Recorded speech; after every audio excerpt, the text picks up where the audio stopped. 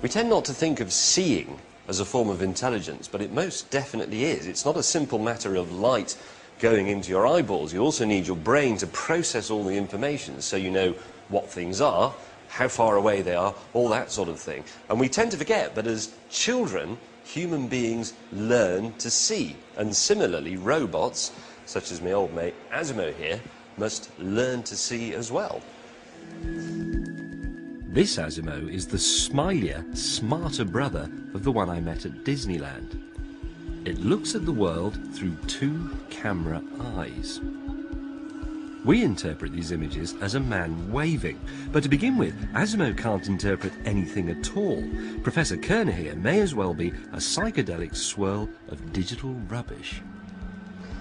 So, Professor, Asimo is just an uncomprehending box of electronics. So how do you make him look and learn? Well, we start teaching Asimo to see just the way a baby starts to explore the world. So if you put an object close to the baby in its reaching distance, the baby immediately attends to, tries to fixate it or to grasp it.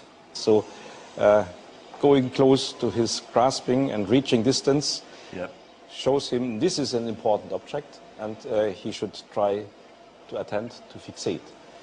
So he's locked on target. Yes.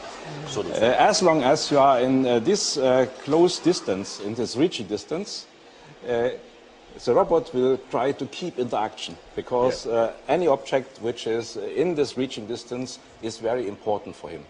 So if I walk over there, then he will lose interest in you. As indeed he has. Well, that's a very familiar sensation. Yeah. We also can use acoustic cues, calling Asimo to raise his attention. Asimo, look at me. Oh, there you go. All right, mate. Once we have Asimo's attention with an object, he can have a go at identifying what it is. Now, he's already learned about 100 different things. I've got some of them here. I'm going to try them out. And this, incidentally, is merely because his ears aren't really good enough for the voice stuff over a distance. This is a direct tap into his brain. Anyway, Asimo.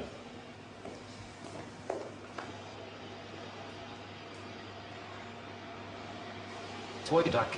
Yes, that is correct. It is a toy duck. Next, I want Asimo to learn something new. I've brought along 2 objects for him to identify. One is his grandpa from the 1950s, and the other is a Mini Cooper, the British one. So, he's never seen these before. He's learning these from scratch. So let's see what he makes of this. Asimo.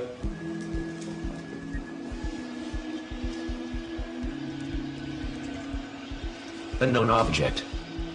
Grandpa. Grandpa, say, yes, this is correct, or no, this is wrong. Yes, this is correct. Okay. That means he's learned it. Now, we'll try that out later on. I'll go back with Grandpa and we'll see if he remembers who he is. Next, the Mini Cooper. Asimo. Pay attention, it's one of the most important small cars in history. Maybe toy car. Mini Cooper. Mini Cooper.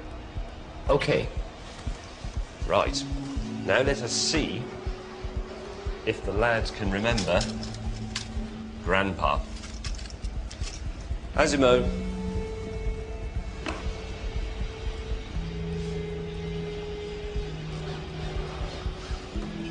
Grandpa. And now, it's not a toy car, remember? It's now a Mini Cooper. Asimo.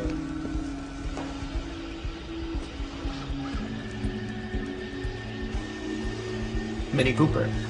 Precocious little brat, isn't he? Good. But what Asimo was about to do next was the really clever stuff. First, Dr. Gurik taught him to recognize an ordinary chair.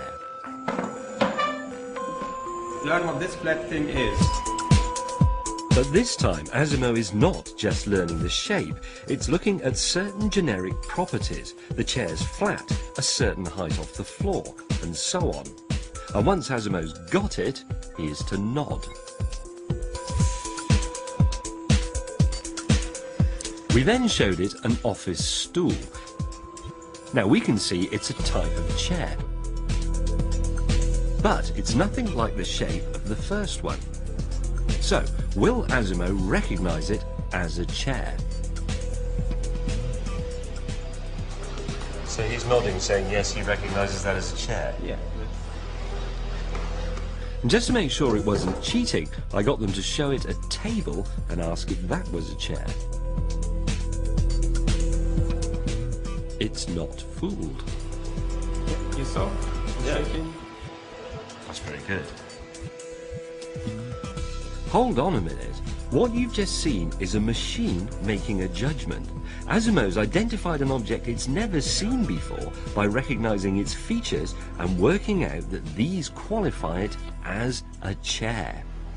This is an interpretative skill at a very, very basic level, but it is that rather than mere recognition. It's not shapes in slots again, it's a bit of thought. Yes, so it's basically towards some understanding of the concept of the meaning of things rather than just their appearance. Right, so is this the beginnings of genuine intelligence rather than simply programming? We are targeting for this, yes. How long until he takes over the world? I don't think this will happen. So